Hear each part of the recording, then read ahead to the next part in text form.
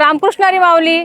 मी आहे पंढरपूरमध्ये आणि पंढरपूरला विठ्ठल रुक्मिणी मंदिरात जाण्याच्या आधी आलेली आहे चंद्रभागे.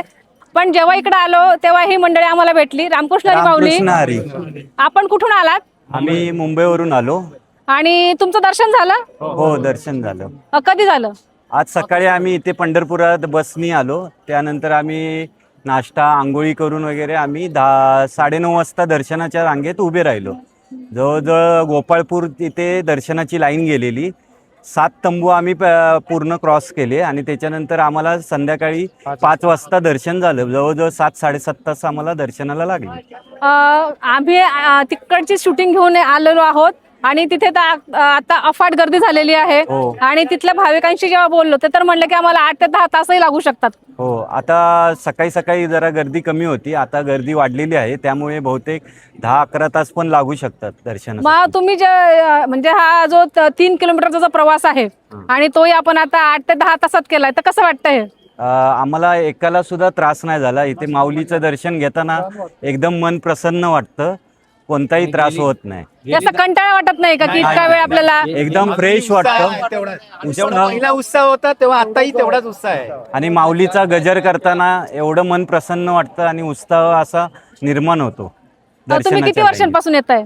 आम्ही जवळजवळ 19 वर्ष हा प्रवास करतो. आषाढ महिना चालू झाला की आम्ही पहिला पंढरपूरचं दर्शन घेतो आषाढीमध्ये. तुमची दिंडी वगैरे असं काही नाही? दिंडी वगैरे असं काय नाही, पण आम्ही आषाढ महिना चालू झाला की तुमचा ग्रुप येतो, दर्शन घेतो. दर्शन घेतो. कारण कसं आहे की ज्यांना कुणाला वेळ आहे ते अगदी आळंदी पासून पंढरपूर पर्यंत 250 किलोमीटरचं पायी वारी करत असतात. पण नोकरीदार वर्ग जो आहे त्या सगळ्यांना असं काही शक्य होत नाही. पण प्रत्येकाच्या मनात इच्छा असते की आपण यावं, पांडुरंगाचं दर्शन घ्यावं. आणि असेही भाविक आहेत की ते दरवर्षी येत असतात आणि पांडुरंगाचं दर्शन घेत असतात. दर्शन घेतानाचा क्षण आपण कसं वर्णन कराल? दर्शन सुखाद एकदम वाटतं. म्हणजे जेवढा रांगेमध्ये उभा राहून जेवढा त्रास होतो तो सगळा शीन निघून जातो दर्शनाने. एकदम प्रसन्न वाटतं. आणि दर्शनाला उभा राहिल्यावर सगळ्यांचे चेहरे बघायला वाटतं का सकाळपासून नाही ना, तेच म्हणते मी. उभे होते वगैरे असं एकदम सगळे प्रसन्न. तिथे असं तहान भूक असं काही जाणवत नाही? नाही. अजिबात.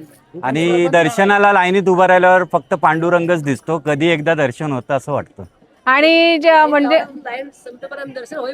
आणि प्रत्येक जण भंग भजन कीर्तन असं म्हणत चालत असतो. आणि नाही तर ज्ञानबा तुकोबाचा गजर असतोय, त्याच्यामुळे आपल्याला अधिक ऊर्जा मिळत असेल. हो, जास्त. आणि जेव्हा माऊलींचं आपण दर्शन करतो, विठुरायाचं दर्शन करतो, तेव्हा सगळं आपला थकवा शीण जो असतो तो सगळा निघून जातो आणि एक नवीन ऊर्जा घेऊन आपण सगळे परत जात असतो. हो. आणि कदाचित हाच आपला वर्षभराचा रिचार्ज आहे. त्याच्यामुळे हा आनंद आपण आपल्या प्रत्येकाच्या कुटुंबात आणि मित्रमंडळ जे आहे तिथे घेऊन जातो. खूप छान वाटलं. रामकृष्ण हरी. रामकृष्ण. आपलं नाव? सचिन घाटगे, चिंचपोकळीला राहतो, मुंबई येथे. आम्ही जवळजवळ एकाच एरियातले आहे, लालबाग, परेळ, चिंचपोकळी या भागातले. दरवर्षीप्रमाणे आम्ही सगळे येतोच आणि 2-3 महिने आमचं प्लॅनिंग चालूच असतं अगोदरपासून. अगदी अगदी. कारण प्रत्येकाच्या सुट्ट्यांचं नियोजन असतंय, प्रत्येकाला येणं शक्य व्हायला हवंय. हो. यावर्षी तर कॅन्सल झालं तरी सुद्धा आम्ही कसंही करून आलो तिथे बस वगैरे हे करून. कारण आता 8 दिवस आधी आपण आलोय तरी भाविकांनी बरंच पंढरपूर फुललेलं आहे.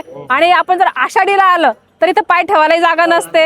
अगदी 15-16 लाख भाविक मागच्या वर्षी होते, रेकॉर्डवर गर्दी होती. आणि ह्या वर्षी अजून वाढेल असं सगळं म्हणतायत. कदाचित ती 20, 25, 30 लाखापर्यंत जाऊ शकते, सांगता येत नाही. कारण पांडुरंगाची भक्ती आहे, जो हा विश्वरूप दर्शन जे होतंय ते हे आपण म्हणू शकतोय. खूप छान माऊली. रामकृष्ण. रामकृष्ण हरी.